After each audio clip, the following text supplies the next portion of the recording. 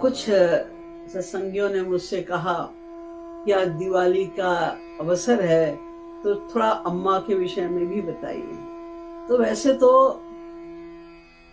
आपको मैं बताऊं कि महापुरुष जो इस धरती पर अवतरित होकर आते हैं वो दो प्रकार के होते हैं। एक तो वे जो जीव कल्याण के लिए आते हैं अवतरित होके, तो उन्हें तो अपनी दिव्य प्रतिभाओं को, अपने दिव्य गुणों को प्रकट करना पड़ता है, क्योंकि वो ना करें तो प्रचार कैसे करें, जीव कल्याण कैसे करें।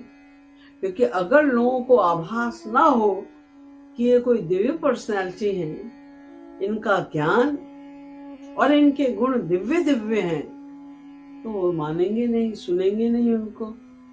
इसलिए उन्हें अपनी दिव्यता को थोड़ा बहुत प्रकट करना पड़ता है।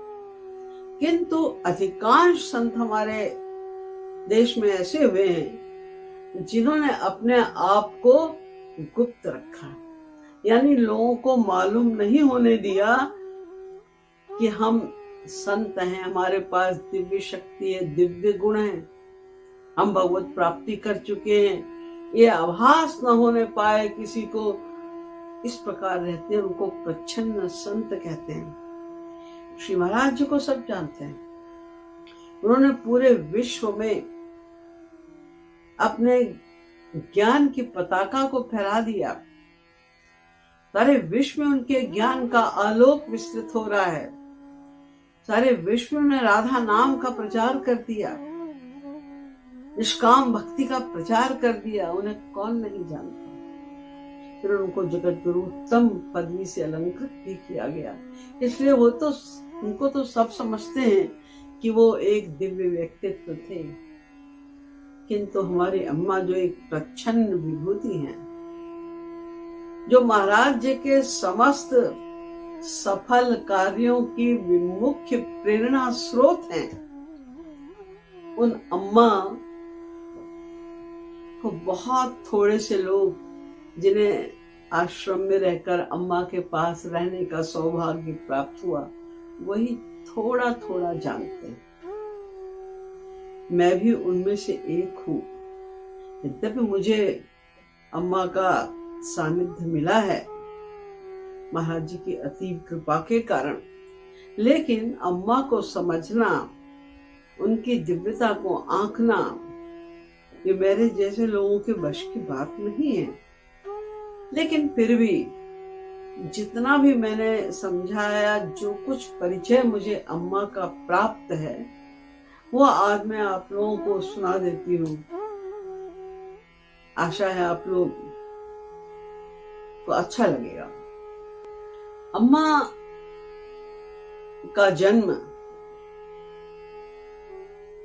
उत्तर प्रदेश में प्रतापगढ़ जिले के ही एक लीलापुर गांव में हुआ था सन 1925 में। इनके पिताश्री का नाम श्री कृष्ण प्रसाद ओझा और इनकी माताश्री का नाम श्रीमती रामरती ओझा है। ये परम भागवत, परम सौभाग्यशाली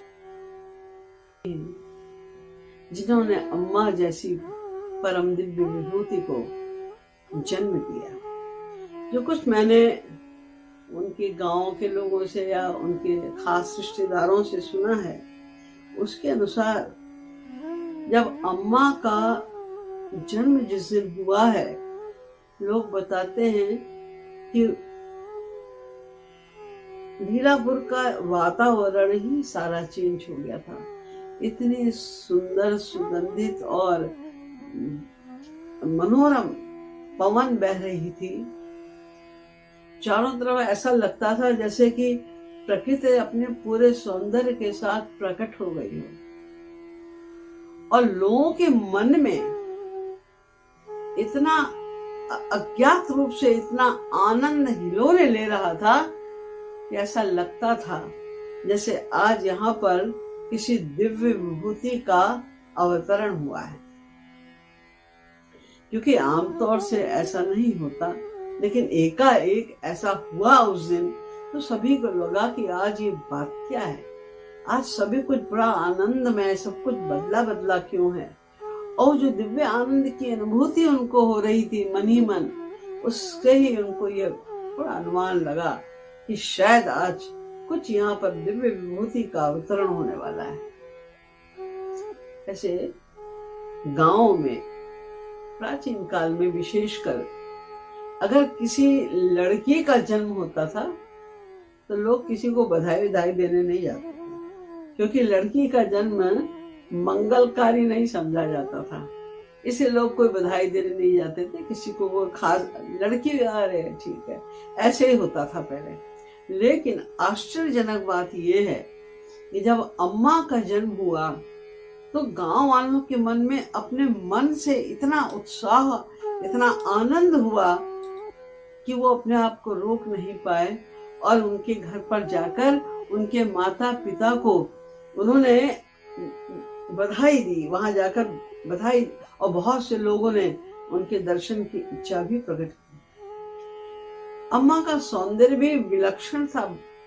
छोटी सी बालिका के रूप में उनका रंग तो गोरा था ही, उनके मुख की जो मुस्कान थी, जो उनके लाल अधर थे, वो सभी कुछ इतने आकर्षक थे कि सौंदर्य कोई अगर यूं कोई देखे तो कोई विशेष सौंदर्य नहीं था, लेकिन उसमें जो आकर्षण होता है वही दिव्यता का परिचायक होता है।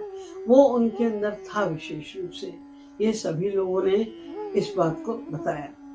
जब अम्मा थोड़ी और बड़ी हुई और उनके जो बाल सुलभ क्रीड़ाएं थी, उनके माता पिता ने देखा और सबने देखा, तो ऐसा आभास होता था कि उनकी ये क्रीड़ाएं साधारण बालक बालिकाओं से भिन्न है। साधारण बालक बालिकाओं की इस प्रकार की क्रीड़ाएं, इस प्रकार की वार्ताएं नहीं होती। उनकी जो भी लीलाएं थी थोड़ी डिफरेंट होती थी। तो उनके अंदर कुछ दिव्य गुण इनके माता पिता को और इनके पितामह, इनके ग्रैंडफादर अम्मा के माता प्रसाद जी थे, बड़े ज्योतिषाचार्य थे, फेमस एस्ट्रोलॉजर थे उस टाइम के। उन्होंने भी देखा, उन्हें भी मन ही मन ऐसा लगता था कि ये लगता है कि कोई दिव्य कन्या है जिसने हमारे घर में अवतरण लिया है। तो जो उनके फादर थे उनके मन में बहुत आती थी ये बात, अगर ये कन्या दिव्य है तो बड़े होके जब इसका विवाह होगा और जो इससे विवाह करेगा वो तो इससे भी ज्यादा दिव्य गुणों से युक्त होगा, तो वो कौन होगा? यानी श्री महाराज अम्मा के भावी पति को देखने की इच्छा उनके मन में इतनी प्रबल थी, लेकिन उन्होंने कभी किसी से कहा नहीं। बहुत ही सरल स्वभाव के थे अम्मा के पिताजी, इतने सरल कि आप सोच भी नहीं सकते। लेकिन उन्होंने किसी से कुछ नहीं कहा। एक बार अकस्मात अम्मा के जो ग्रैंडफादर थे माता प्रसाद जी, वो महाराज जी के फादर से मिलने गए। उनके आपस में दोनों जमींदार थे, तो आपस में परिचय था। बाय द वे वो महाराज जी के फादर से मिलने के लिए गए। तो जब वो आपस में बात कर रहे थे तो एकाएक उनकी दृष्टि एक 8 वर्ष के छोटे से बालक पर पड़ी। वो जब उन्होंने देखा, बस वो एकटक उसको देखते ही रह गए। घुंघराले बाल हैं, आंखों में, चितवन में कितनी चंचलता है, मुस्कुराहट बिल्कुल अपनेपन की मुस्कुराहट है, इतनी प्यारी मुस्कुराहट है। ये चंचलता तो राधा श्री कृष्ण के समान इनके अंदर लग रही। वो लगातार उनको एकटक भौचक्के होकर देखते रहे। जब महाराज जी के फादर लालता प्रसाद जी, उन्होंने देखा कि वो लगातार देख रहे हैं उधर, तो उनका ध्यान आकृष्ट करने के लिए उन्होंने कहा, ये मेरा सबसे छोटा पुत्र राम कृपालु है। तो उनकी दृष्टि वहां से हटी। वे अपने मन में सोच रहे थे, इसको देखकर तो मेरी वही स्थिति हो रही है जो राम लक्ष्मण को देखकर जनकपुर में जनक जी महाराज की हुई थी। किंतु उन्होंने कुछ कहा नहीं। और तब से बराबर वो महाराज जी के रूप का, वो आकर्षण का, उनके सौंदर्य का चिंतन करते करते घर पहुंच गए लीलापुर। मौका देख के अब उनके मन में ये आया कि हमारी पौत्री जो पद्मा है उसके लिए बेस्ट वर ये होगा। अब सोचिए, अम्मा की आई तो 5 वर्ष की थी और महाराज जी 8 वर्ष के, और वो अभी से उनके विवाह की बात सोच रहे हैं। और उन्होंने ये सोचा कि ये बेस्ट इनके लिए यही वर होगा। तो उन्होंने समय देखकर अम्मा के फादर को बुलाया और महाराज जी का पूरा वर्णन किया और ऐसा कहा, मुझे ऐसा लगता है ये बालक साधारण नहीं है, बहुत प्रॉमिसिंग, बहुत होनहार लगता है, अवश्य ये कोई बड़ा व्यक्ति बनेगा भविष्य में। तो मेरी इच्छा ये है कि क्यों ना पद्मा का विवाह उनके इसी छोटे पुत्र राम कृपालु से कर दिया जाए। एकदम उनके फादर की आंखों में चमक आ गई, बहुत वो खुश हो गए। इन्होंने तो हमारे बिल्कुल मन की बात कह दी। मैं तो कब से सोच रहा था, लेकिन हमने सोचा ये 5 वर्ष की कन्या के विषय विवाह की बात करूंगा तो लोग क्या कहेंगे, ऐसा सोच के उन्होंने कभी किसी से कहा नहीं। लेकिन जब उनके फादर ने ऐसे कहा तो उन्होंने कह दिया, भाई आप तो घर के सबसे बड़े हैं, बुजुर्ग हैं, आपकी जैसी इच्छा। ऐसा कह के उन्होंने स्वीकृति दे दी। अब उनके जो ग्रैंडफादर थे अम्मा के, वो प्लान करने लगे और कुछ ही दिनों में दोबारा जाकर मिले महाराज जी के फादर से। महाराज जी के फादर भी बड़े भागवत और बहुत ही जैसे विनम्र स्वभाव के काइंड पर्सन थे वो। तो उनसे उन्होंने अपनी इच्छा व्यक्त की कि हमारी पुत्री जो है, पौत्री, उसके भी इतने ऐसे गुण हैं और आपके पुत्र को मैंने देखा तो मुझे लगा कि ये बेस्ट मैच रहेगा। तो अगर आपकी स्वीकृति हो तो हम इनका विवाह तय करें। उनका ठीक है, आपकी जैसी इच्छा। वो भी हो गया। फिर उन्होंने हिम्मत करके उनकी कुंडली मांगी महाराज जी की। जब उन्होंने कुंडली पढ़ना शुरू किया, क्योंकि वो तो ज्योतिषाचार्य थे, उनको इसका बहुत ज्ञान था, तो उनकी आंखें और भी चमक गई, क्योंकि जो जो उनके मन में पहले आशंकाएं थी महाराज जी के विषय में कि ये ऐसे ऐसे होंगे, उन सब चीजों की पुष्टि होती गई। वो बहुत खुश हो गए। और जब वो गए फिर उसके बाद उन्होंने मैरिज भी तय कर दी और हो गई। अम्मा और महाराज जी के का विवाह संपन्न हो गया। विवाह संपन्न होने के दूसरे दिन गांव में एक प्रथा होती है कि दूसरे दिन एक सेरेमनी होती है, इसको खिचड़ी कहते हैं। यानी खिचड़ी जो होता है उसको कच्चा खाना नहीं, ऐसा भोजन जो बिना तेल या घी वगैरह के बनता है, जैसे रोटी है, चावल है, खिचड़ी भी ऐसी खाली नमक डाल के दाल चावल मिक्स करके उबाल दिया जाता है। तो ऐसा जो भी भोजन उसे कच्चा खाना कहते हैं। तो उस समय ब्राह्मण लोग किसी दूसरे के घर में जाकर कच्चा खाना नहीं खा सकते थे। तो पूरी है, सब्जी है, जो ऑयल के साथ में, घी के साथ में पकता है, उसे पक्का खाना कहते हैं, वो खा सकते थे, लेकिन कच्चा खाना खाते नहीं थे। तो दूसरे दिन खिचड़ी होती थी, तो उसमें दोनों परिवार के सारे लोग बैठ के इकट्ठे भोजन करते थे। इसका मतलब ये होता था कि आज से ये दोनों परिवार मिलकर एक हो गए, अब इनमें कोई भेदभाव नहीं रहा। तो उस समय जब सारे दोनों कुटुंब के लोग उपस्थित थे, तब उन्होंने इन दोनों की कुंडली पढ़ के सुनाई और ये कहा कि मैं तो ज्योतिष करते करते मुझे सारी उम्र बीत गई, 40-50 साल का मेरे पास एक्सपीरियंस है, लेकिन एक अद्भुत बात मैंने देखी कि लोगों के 7-8 गुण भी मिल जाएं, वर और वधू के 7-8 गुण भी मिल जाएं तो बड़ी बात होती है। इन दोनों के 25 गुण मिल रहे हैं, 25 गुण दोनों के मिल रहे हैं, बहुत आश्चर्यजनक बात है। फिर उन्होंने एक बात और भी कही कि देखिए, आप लोगों से मेरा निवेदन है ये जो बैठे हुए हैं हमारे जमाता के रूप में श्री महाराज जी की ओर इशारा करके कहा, इनको आप साधारण बालक मत समझिए, आज इनको आप जी भर के देख लीजिए, क्योंकि जो मैंने इनकी कुंडली देखी है उसके अनुसार ये पूरे विश्व में अपने ज्ञान के प्रकाश को फैलाएंगे। ये विश्व की एक बहुत बड़ी विभूति के रूप में उभरेंगे और उस समय इनके दर्शन पाना भी बहुत मुश्किल हो जाएगा। इसलिए मेरी आप लोगों से प्रार्थना है, आज आप इन्हें जी भर के देख लीजिए। भविष्य में आपको इनके दर्शन का अवसर मिले ना मिले। और मैं आपको एक बात और भी बता दूं कि ये जो इनके कुंडली में जो इनके ग्रह नक्षत्र हैं, जो इनके कुंडली बता रही है, ऐसे गुण किसी मनुष्य में नहीं होते।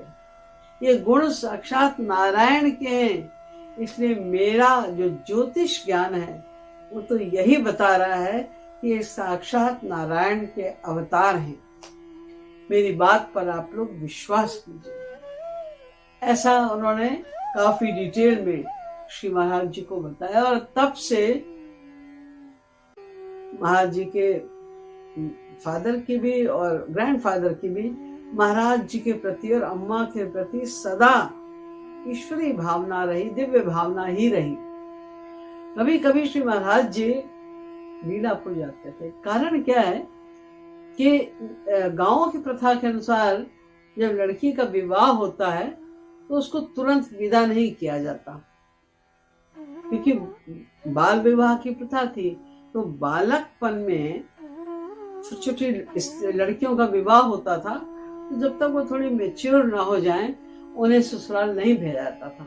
तो शादी तो हो जाती थी लेकिन लड़की को पति के घर में नहीं भेजते थे, 4-5 साल के बाद भेजते थे। तो कभी कदा श्री महाराज जी लीलापुर जाते थे और उनके ग्रैंडफादर उनके साथ शास्त्रालोचन करते थे, यानी शास्त्र वेद पर उनकी वार्ता होती थी। तो महाराज जी को इतनी छोटी सी अवस्था में शास्त्र वेदों का विवेचन करते हुए अपने साथ में उनका शास्त्र वेदों का समन्वय आदि करते हुए देखकर बहुत आश्चर्यचकित होते थे और बड़े प्रभावित होते थे। इससे उनकी भावना श्री महाराज जी के प्रति और भी बढ़ती जा रही थी।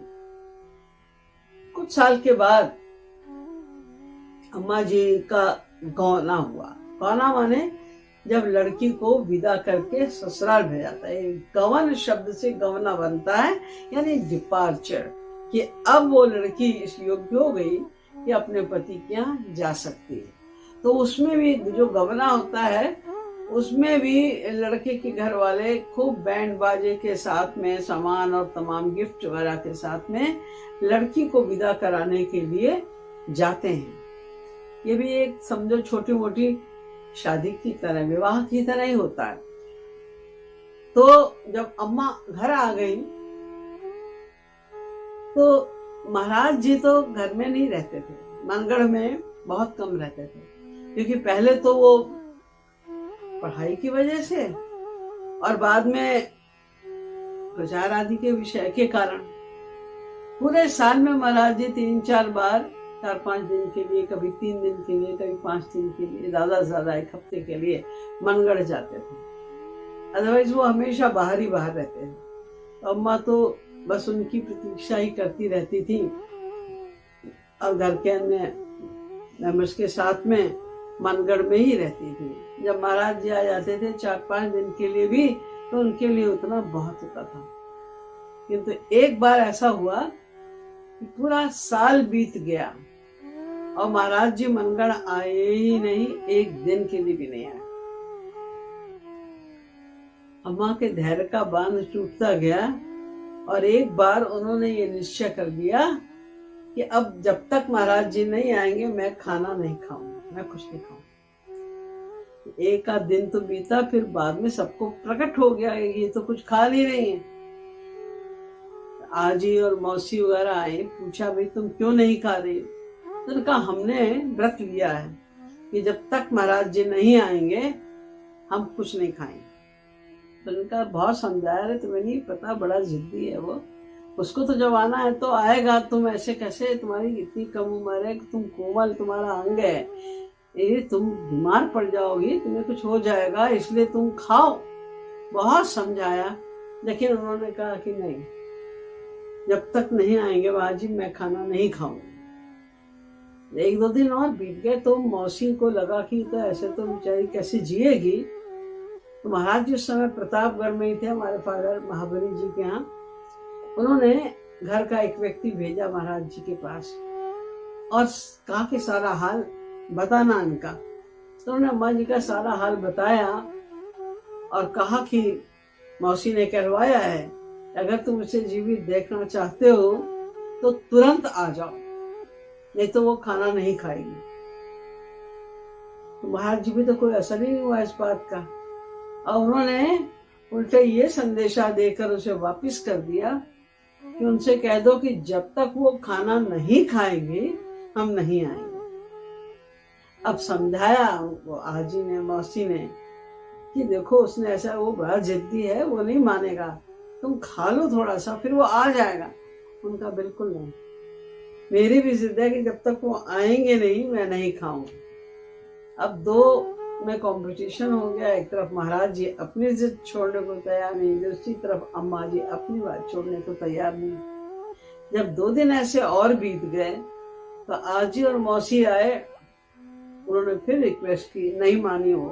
तो उन्होंने कहा देखो हमसे तो तुम्हारी हालत देखी नहीं जा रही है, इसलिए हमने अब ये निश्चय किया है कि जब तक तुम नहीं खाओगी तब तक हम लोग भी नहीं खाएंगे। अभी तो 2 पार्टी थी, अब 3 पार्टी आ गई, क्या हम भी नहीं खाएंगे। जब ऐसा सुना अम्मा ने तो उनका हृदय द्रवीभूत हो गया और वे सोचने लगी, इससे तो इनको बड़ा कष्ट होगा, मैं तो इस घर की पुत्रवधू हूँ, इनकी सेवा करना, इन्हें प्रसन्न रखना ये मेरा धर्म कहता है, मेरे कारण इनको कष्ट होगा, ये तो मेरे धर्म के विरुद्ध होगा। ऐसा वो मन में सोचने लगी, उनको दया आ गई उन दोनों के ऊपर। तो उन्होंने कहा कि अच्छा मैं आप लोगों की बात रखने के लिए 1 पीस किसी फल का खा लेती हूँ। उनका चलो शुरू तो करें किसी तरह। तो उन्होंने कहा ठीक है तुम चलो 1 पीस ही खाओ, तुम फल का 1 पीस खाओ। तो उन्होंने केले का 1 पीस जैसे ही खाया तो महाराज जी एकदम उस समय वहां पर ऐसे प्रकट हो गए जैसे वो इसी कमरे में कहीं छिपे हुए थे और बाहर निकल पड़े। बस तो सब जगह खुशी की लहर फैल गई, सब प्रसन्न हो गए। अम्मा ने, महाराज जी ने, सबने साथ में खाना खाया।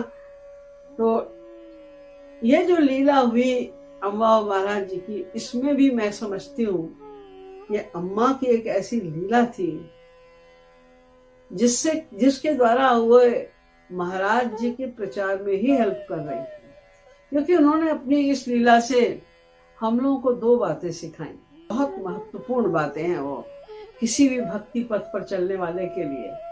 पहली बात तो ये कि भगवान कभी भी हठ से नहीं मिलते, हठ योग भगवान नहीं सुनते। कोई कहे कि हम तो ये नहीं करेंगे अगर जब तक तुम नहीं आओगे, ऐसा करेंगे, ये हठ योग का चाबुक भगवान पर नहीं चलता। उनको तो प्रेम से पुकारो, सरेंडर करो। जब तक सरेंडर नहीं करेंगे, प्रेम से नहीं पुकारेंगे तो भगवान प्रकट नहीं होते।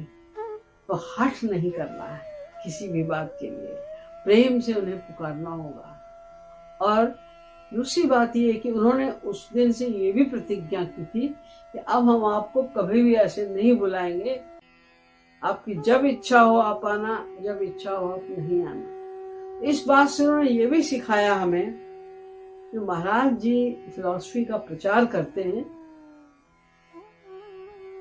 प्रेम की, दिव्य प्रेम की। उसका जो मूल है वो है तत्सुख सुखित्वम, यानी प्रेमास्पद के सुख में सुखी रहना। जिस तरह वो प्रसन्न हो वही तुम्हारी इच्छा होनी चाहिए, वही तुम्हारी प्रसन्नता होनी चाहिए। तो अम्मा ने ये संदेश भी दिया कि हमें इसी फिलॉसफी को का पालन करना है।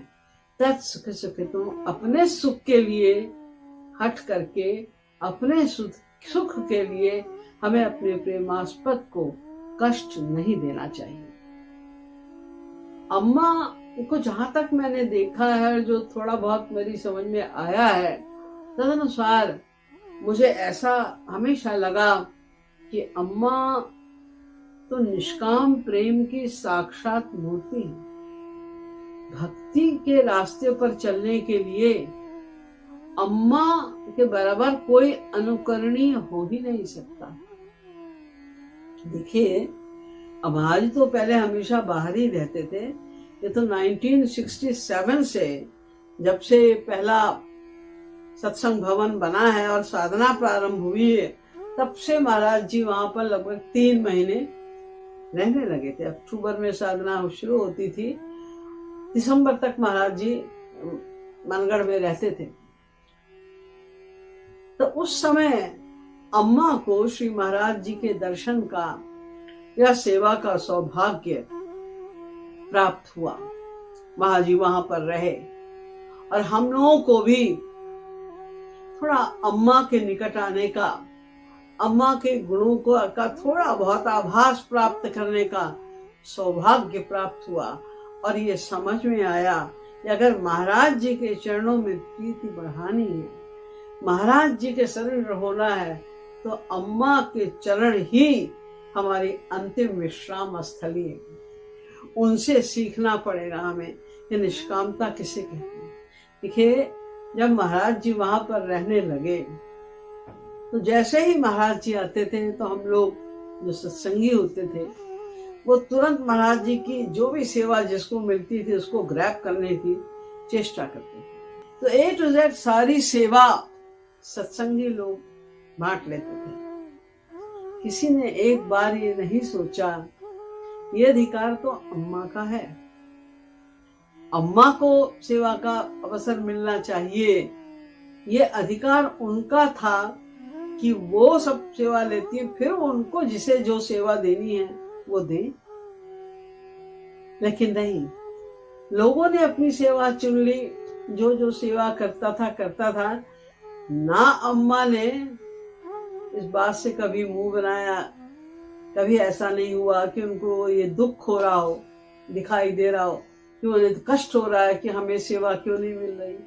ना उन्होंने कभी इसमें कोई आपत्ति दिखाई कि क्यों ये सेवा अमुक व्यक्ति क्यों कर रहा है, ये सेवा तो मुझे मिल, कभी नहीं, कुछ नहीं कहा उन्होंने। हमेशा वो मुस्कुराती रहती थी। A to Z सारी सेवा दूसरे लोग करते थे। महाराज जी का जो कमरा था वो भवन में थोड़ा बाहर की ओर था, यानी उसका रास्ता बाहर भी निकलता है, अंदर भी निकलता है। और अम्मा का कमरा महाराज जी के कमरे के पीछे अंदर की तरफ था। महाराज जी तो प्रायः जाते थे अम्मा के कमरे में। जब वो जाते थे तो उनके साथ में 5-6 लोग तो कम से कम होते ही थे। अम्मा ने कभी इस बात का भी ऑब्जेक्शन नहीं किया कि जब महाराज जी मेरे कमरे में आते हैं तो लोग, बाकी लोग क्यों आते हैं, और ना महाराज जी ने कभी कुछ कहा। वो खुश, बहुत प्रसन्न होती थी जब महाराज जी उनके कमरे। लेकिन अम्मा कभी भी महाराज जी के कमरे में बिना महाराज जी के बुलाए नहीं जाती। हमने एक बार अम्मा से कहा, अम्मा महाराज जी तो आपके कमरे में जब देखो तब आ जाते हैं, आप क्यों नहीं जाती महाराज जी के कमरे में? तो अम्मा ने बड़े सरल ढंग से बात बताई मुझे। देखो, उनके अपने काम हैं, अपना ढंग है काम का। मैं नहीं चाहती कि उनके किसी भी कार्यकलाप में कोई डिस्टर्बेंस हो। वो जिस तरह से, जिससे जो सेवा लेना चाह रहे हैं, जब जो करना चाह रहे हैं वो करें। जब उन्हें मेरी जरूरत होती है वो बुला लेते हैं, मैं चली जाती हूँ वहां पर। लेकिन मैं उनके किसी कार्य में इंटरफेरेंस नहीं करना चाहती, मैं कोई बाधा नहीं पहुंचाना चाहती महाराज जी किसी काम में। इसीलिए मैं उनके कमरे में कभी नहीं जाती हूँ बिना बुलाए। ये अम्मा ही सोच सकती हैं, अम्मा ही ऐसा कर सकती हैं। इतनी अधिक उनमें निष्कामता थी। निष्कामता की पराकाष्ठा तो उस समय हमने देखी जब अम्मा लास्ट स्टेज में वो लोग पधारने के पूर्व हॉस्पिटल में थी और वो बहुत बीमार थी। उस समय मनगढ़ में होली की साधना चल रही थी। बहुत सारे लोग विदेश से भी और भारत के भी सब भागों से तमाम लोग आए हुए थे। वहां जी तो मनगढ़ में थे, अम्मा दिल्ली के हॉस्पिटल में थी। तो रोज उनको फोन करके महाराज जी को सब हाल अम्मा का बताया जाता था और महाराज जी भी एक बार अम्मा को फोन कर लेते थे। जब अम्मा की हालत बहुत गंभीर हो गई तो अम्मा को महाराज जी ने फोन किया और कहा कि मैं आऊं। अम्मा कहती नहीं नहीं नहीं, अभी गर्मी बहुत है, तुमको आने में तकलीफ होगी, तुम वहीं रहो। अभी हमारे यहाँ बहुत अच्छी केयर हो रही है। सबका नाम लिया कि ये लोग बहुत ध्यान रख रहे हैं हमारा, हमें यहाँ कोई तकलीफ नहीं है, तुम अपना वहीं पर ही रहो। देखिए, साधारण स्त्री भी जब वो ऐसी हालत में हो, बीमार, और ऐसा लग रहा हो कि अभी तो डॉक्टर जवाब दे रहे हैं, हर स्त्री ये चाहेगी उसका पति उसके पास में रहे, उसकी सेवा करे, उसके पास में रहे। किंतु ऐसा उत्तर देने वाली हमारी अम्मा जी ही थी, जो इतने विषम परिस्थिति में भी, क्या उनकी इच्छा नहीं होती होगी? हर व्यक्ति महाराज जी के दर्शन के लिए व्याकुल रहता है। महाराज जी को पास हम पहुंच जाएं, महाराज जी हमारे पास आ जाएं, सब खुश होते हैं। तो क्या अम्मा को इस बात की खुशी नहीं होती? अगर महाराज जी पहुंच जाते उनको कितना बड़ा आनंद होता। लेकिन उन्होंने अपने आनंद की परवाह न करके महाराज जी के कष्ट के बारे में सोचा। ये एक बहुत बड़ी ऊंची स्थिति की बात है कि जब कष्ट नहीं भी, उस समय जरा सा भी कष्ट का विचार करके भी कष्ट होने लग जाए, प्रेमास्पद के कष्ट का विचार करके भी अपने को कष्ट होने लग जाए, तो बहुत ऊंची प्रेम की स्थिति है, महाभाव की स्थिति है। और वो अम्मा जी ने उस समय दिखाई। जरा भी उन्होंने एक बार भी नहीं कहा कि आप आ जाओ यहाँ पर। महाराज जी ट्रैवल करते थे और कभी कभी कहीं थोड़े दिन का प्रोग्राम भी होता था, हफ्ते का, 15 दिन का, 1 महीने का। जब वहां जाते थे हम लोग की सबकी इच्छा होती थी कि महाराज जी के साथ हमें भी मौका मिल जाए जाने का। हम लोग रिक्वेस्ट भी करते थे महाराज से। महाराज तो एक आध किसी जिसको भी अपने साथ ले जाना चाहते थे, बारी बारी से ले जाते थे, जिसको भी उन्हें ले जाना है। मैंने कभी नहीं देखा कि अम्मा ने कभी भी इच्छा व्यक्त की हो, जब भी महाराज जी ट्रैवल करते थे, कहीं जाते थे, कि हम भी चले क्या। कभी नहीं कहते, कभी नहीं कहा उन्होंने। और जब महाराज जी को उन्हें ले जाना होता था, महाराज पूछते थे तुम चलोगी? अम्मा एकदम इतनी प्रसन्न हो जाती थी जैसे उन्हें पता नहीं कहाँ की निधि मिल गई। तब हमें पता चलता था कि अम्मा कितनी निष्काम है, उनका भी मन इतना करता है कि कभी उन्होंने अपनी इच्छा व्यक्त नहीं की। और जब महाराज जी कहते थे कि चलोगे, तो झट वो बड़ी खुशी के साथ में तैयार हो जाती थी चलने के लिए।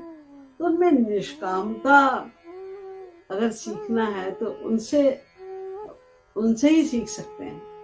और दूसरे वो प्रेम, उनमें इतना प्रेम और वात्सल्य था, ममता की तो वो बिल्कुल मूर्ति थी। कभी कभी महाराज जी किसी को डांट देते थे, किसी बात पे डांट पड़ गई तो लोगों का कभी कभी बहुत उदास हो जाते थे या मूड ऑफ हो जाता था, तो लोग अम्मा के पास आते थे। अब महाराज जी तो भगा दिया डांट के, तो लोग अम्मा के पास आते थे। अम्मा मुंह देखती थी, उनको समझ में आ जाता था माजरा क्या है। फिर ऐसे शब्दों में कुछ वो कह देती थी, देखो वहां से भगाया गया है डांट के, तो यहाँ आया है, कि सब हंसते थे जोर से। उनका कहने का ढंग ही ऐसा होता था कि लोग हंस देते थे जोर से। तो जो आता था मूड ऑफ करके वो भी हंस देता था, उसको भी हंसी आ जाती थी। फिर उसको लगातार वो 4-5 मिनट तक एक ढंग से चिढ़ाती रहती थी, कुछ ना कुछ कहती रहती थी, जिससे उसको लग जाए कि हाँ भाई, हमें महाराज जी के डांट का हमें फायदा है, महाराज जी ने हमारे ऊपर ममतावश हमको डांटा है, हमें उस पर दुखी नहीं होना चाहिए, उदास नहीं होना चाहिए, चिंता नहीं करनी चाहिए, वो समझा देती थी अपने व्यवहार से। खाली लोग, सारे लोग शाम को जब महाराज जी सोने चले जाते थे, उसके बाद 8-10 लोग आके अम्मा के पास बैठते थे।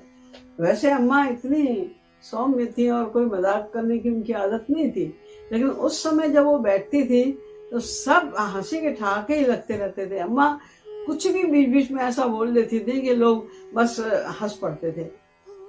और कभी कभी अपनी अंतर्यामित्व शक्ति को भी वो प्रकट कर देती थी। एक बार एक सत्संगी यही की है, वो मैं नाम नहीं लूंगी, तो वो थोड़ा साधना के पहले पहुंच गई इंडिया। तो महाराज जी दौरे पे जा रहे थे, पंजाब में बहुत सारी जगह पर गए, तो सब जगह वो उनके साथ साथ गई। फिर उसके बाद महाराज जी मनगढ़ आ गए साधना में, तो वो साधना में भी आई, तो 15 दिन वो साधना में भी नहीं। उसके बाद वो थक गई इतना घूम घूम के, और साधना में भी सुबह सुबह उठो 3 बजे, और फिर उसके बाद में सारे दिन 9 बजे तक साधना चलती थी, तो थक गई। तो उनको लगा अब तो घर जाना चाहिए थोड़ा, क्योंकि थोड़ा आराम चाहिए हमको। तो महाराज जी के पास गई और उन्होंने कहा, महाराज जी कुछ काम है अभी हमें दिल्ली में, तो मैं कल दिल्ली चली जाती हूँ। तो महाराज ने कहा ठीक जाओ। फिर वो अम्मा के पास आई, अम्मा से भी उन्होंने यही बात की जो झूठ है। और अम्मा से भी यही कहा कि अम्मा हम दिल्ली जा रहे हैं क्योंकि कुछ काम है। तो अम्मा कहती है, हाँ ये थक गई है ना बहुत इसीलिए अब जा रही है, जाओ थोड़े दिन आराम करके आ जाना। इस तरह की बातें अम्मा प्रायः किया करती थी, बड़ा सबको रस मिलता था। और ममता तो जैसे उनके रग रग में समाई हुई थी। मैं देखती थी कि लोग आते थे जो उनसे भी उम्र में बड़े होते थे, लेकिन उनके सामने आके उनके चेहरे पे जो भाव होता था लोगों के, ऐसा कि वो बिल्कुल एक छोटे से बच्चे हैं, अम्मा उनकी माँ है। और अम्मा उसी तरह से सबसे बोलती थी। उनको ये नहीं लगता था ये तो हमसे बड़ा है तो मैं इसको बेटा कह के या तू कह के कैसे बोलूं, कुछ नहीं। वो उसी भाव से अपना वात्सल्य प्रेम के साथ में ही बात करती थी, हर एक के साथ में। यहाँ तक कि कोई कोई लोग अम्मा के सामने आके तुतलाने लग जाते थे, इतना ज्यादा उनमें ममत्व भरा हुआ था। वहां पर मनगढ़ में एक भैया अभी भी रहते हैं, वो इलेक्ट्रिशियन है वो। तो एक बार बिल्डिंग का काम चल रहा था, तो उनकी ड्यूटी लग गई वो चूना लाने के लिए। से सब बिल्डिंग का काम करते, वो चूना लाने के लिए उनकी ड्यूटी लग गई।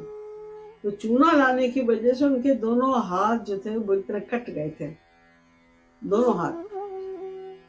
उन दिनों में जब महाराज जी नहीं होते थे, तो महाराज जी का जो आंगन था उसी में बरामदे में एक कमरा था, वहां खाना बनता था और सब आंगन में बैठ के खाना खाते थे।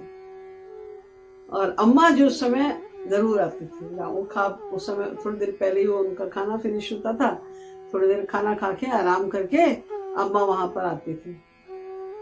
मैं सबको देखती थी, सबसे बात भी कर लेती थी किसी किसी से। तो जब उन्होंने उनको देखा कि वो खाना लेके आ रहा है, तो उन्होंने बुलाया कि अरे दोनों हाथ कटा हुआ है कैसे खाएगा, ए सुअर इधर आ।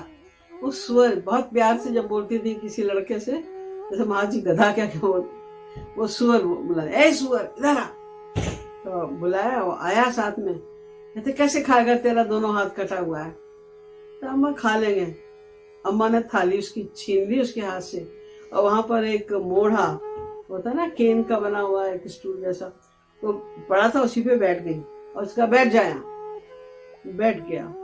फिर अम्मा ने इतने प्यार से उसको अपने हाथ से खिलाना शुरू किया। तो वो झांकी देखने वाली थी, अम्मा के मुंह पे जो वात्सल्य झलक रहा था, और वो ऐसा बैठ गया, वो भी उसके मुंह पे इतना वो था भाव प्रेम का कि जैसे छोटा सा बच्चा ही हो वो।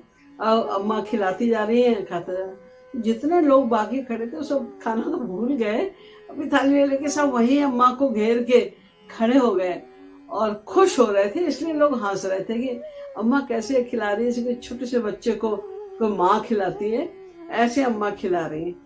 तो अम्मा बड़े भोलेपन से बोली, वो समझी कि ये लोग इसलिए हंस रहे हैं कि पता नहीं अम्मा को खिलाना, हाँ देखो अम्मा को खिलाना आता है, वो ये समझे।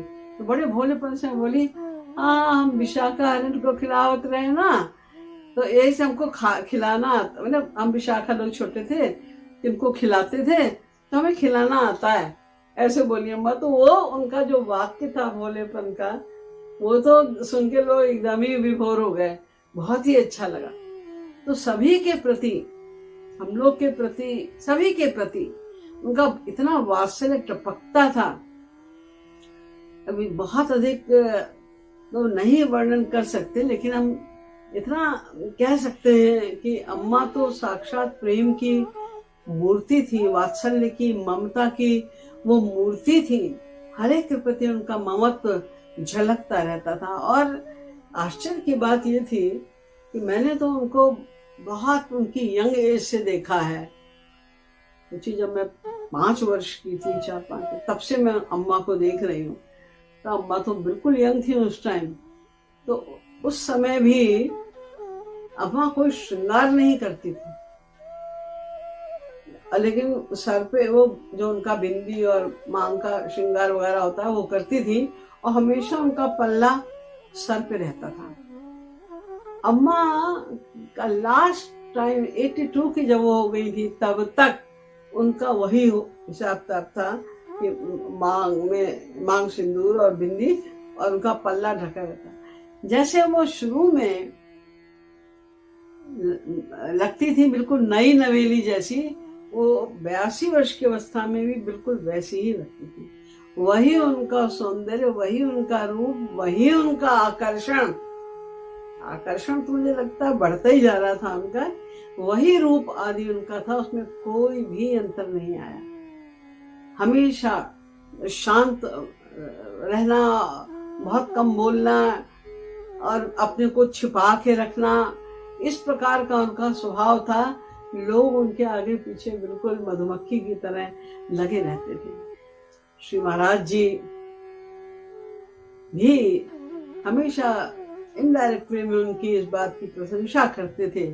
और महाराज जी ने ये भी एक आध बार संकेत दिया कि हमारे प्रचार में इनका बहुत बड़ा सैक्रिफाइस है, बहुत बड़ा हाथ है। अगर अम्मा ने हम लोगों को अवसर न दिया होता, थोड़ी भी निष्कामता की कमी होती, तो हमें महाराज जी के सेवा का सौभाग्य नहीं मिलता। अम्मा जी अगर हमें निष्कामता अपने स्वयं के आचरण द्वारा नहीं सिखाती, तो शायद हम लोग महाराज जी के प्रति निष्काम प्रेम करने में सक्षम नहीं हो पाते। बहुत कुछ हमने उनसे सीखा कि निष्काम प्रेम क्या होता है और कैसे सेवा की जाती है, किस भावना से सेवा की जाती है। आज तो इतना ही, क्योंकि बहुत तो मुझे अम्मा के विषय में पता भी नहीं है। इतना मैंने पता था और जितना मुझे याद था वो मैंने आपको थोड़ा बहुत आज बता दिया। अब समय भी हो गया है, इसे शेष फिर कभी। बोले श्रीमद् सतगुरु सरकार की।